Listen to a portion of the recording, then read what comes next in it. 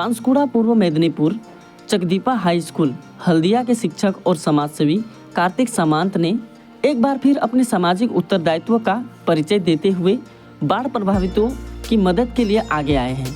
हाल ही में बावनडंगा क्षेत्र में आए बाढ़ से कई परिवार प्रभावित हुए हैं। कार्तिक सामंत ने वहां पहुंचकर जरूरतमंदों के बीच राहत सामग्री जैसे खाद्य सामग्री, वस्त्र और अन्य जरूरी सामान वितरित किए।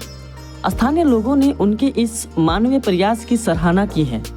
कार्तिक सामंत लंबे समय से शिक्षा और सामाजिक कार्यों में सक्रिय हैं और क्षेत्र में एक प्रेरणा स्रोत के रूप में जाने जाते हैं। स्वर्गीय पंडित ঈশ্বরচন্দ্র বিদ্যাসাগরের যেখানে জন্মস্থান তার পাশেই আমার বাড়ি।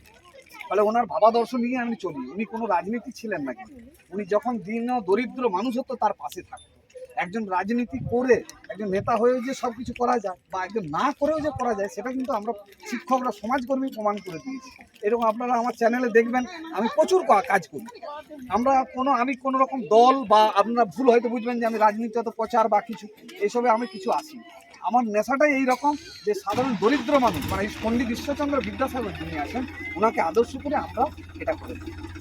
তো আজকে আমি প্রথমে আপনাদের আমি নমস্কার, প্রণাম, ভালোবাসা জানাই।